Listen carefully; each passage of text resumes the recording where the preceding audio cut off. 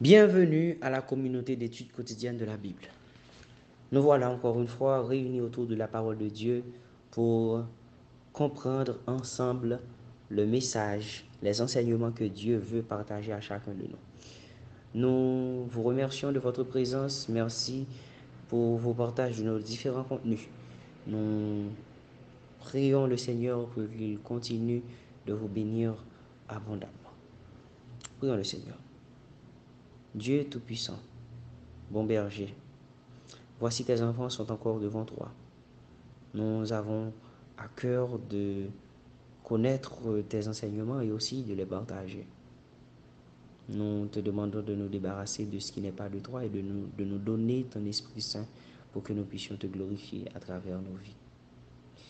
Bénis, pardonne, exauce, parle à nos cœurs, rends-nous obéissants. Au nom de Jésus, nous te prions. Amen.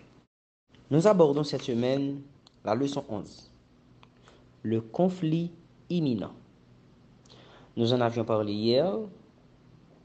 Le conflit imminent, c'est ce conflit qui arrivera quand même de toutes les manières. Et c'est un conflit dangereux. Ce conflit dangereux, les chrétiens, les serviteurs de Dieu, ceux qui ont la foi de Jésus auront à faire face à toutes sortes de difficultés à travers ce grand conflit.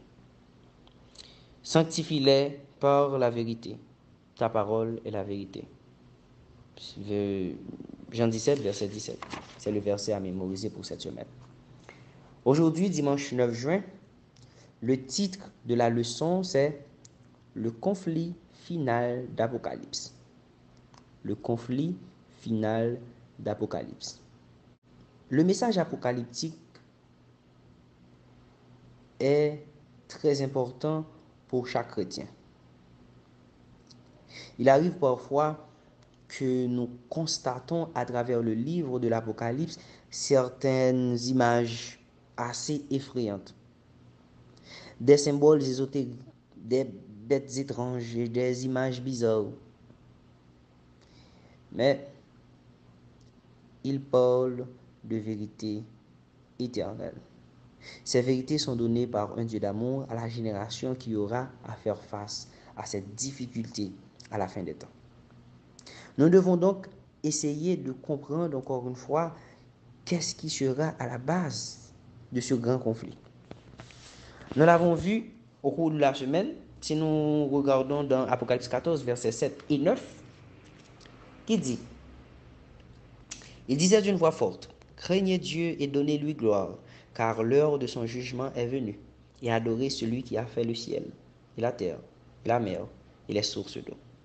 Verset 9, et un troisième ange les suivit en disant d'une voix forte, si quelqu'un adore la bête et son image, et reçoit une marque sur son front ou sur sa main droite. Apocalypse 4, verset 11. Tu es digne, notre Seigneur et notre Dieu, de recevoir la gloire et l'honneur et la puissance, car tu as créé toutes choses, et c'est par ta volonté qu'elles existent et qu'elles ont été créées. Nous pouvons comprendre à travers ces textes qu'il y a une relation entre reconnaître Dieu en tant que créateur et l'adorer. Dieu a tout fait en 6 jours et il s'est reposé le 7e jour. Ce jour, il l'a béni et il l'a sanctifié pour que tous puissent se réunir dans le nom du Seigneur. L'adoration et la création sont indissociables. Notre Dieu nous invite à l'adorer dans son jour, le jour qu'il a béni et sanctifié. Notre obéissance à cette vérité sera preuve de notre fidélité à son adoration.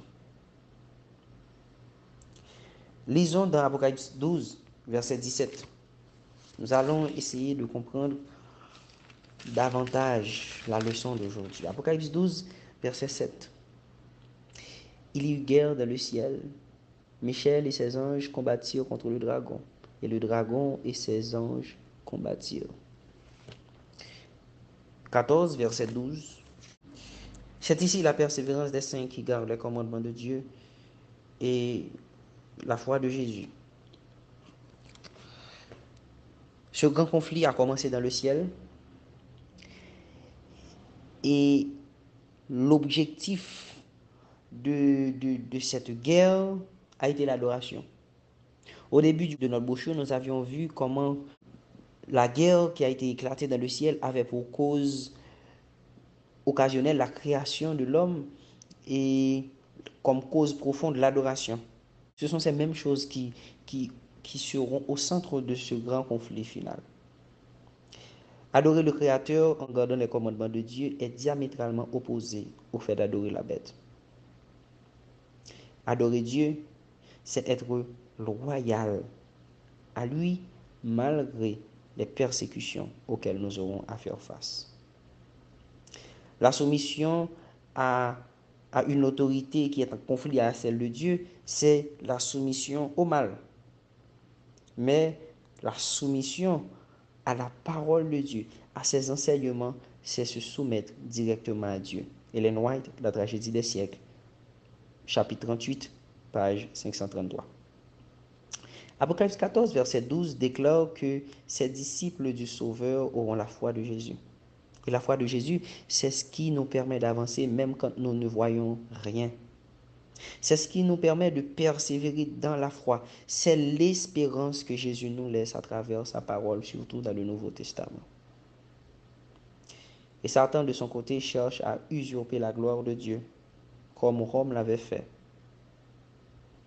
Et si nous acceptons d'obéir au mal plutôt qu'à Dieu, nous rentrons dans le même secte, dans ce conflit, mais dans le mauvais camp. Nous devons donc comprendre le conflit final d'Apocalypse, le titre de la leçon d'aujourd'hui, pour mieux nous positionner par rapport à tout ce qui viendra à la fin des temps. J'espère que nous avions dit l'essentiel de cette leçon et que vous aviez tiré un message. Dans ce grand conflit final, positionnons-nous du côté de Dieu. Que le Seigneur vous bénisse.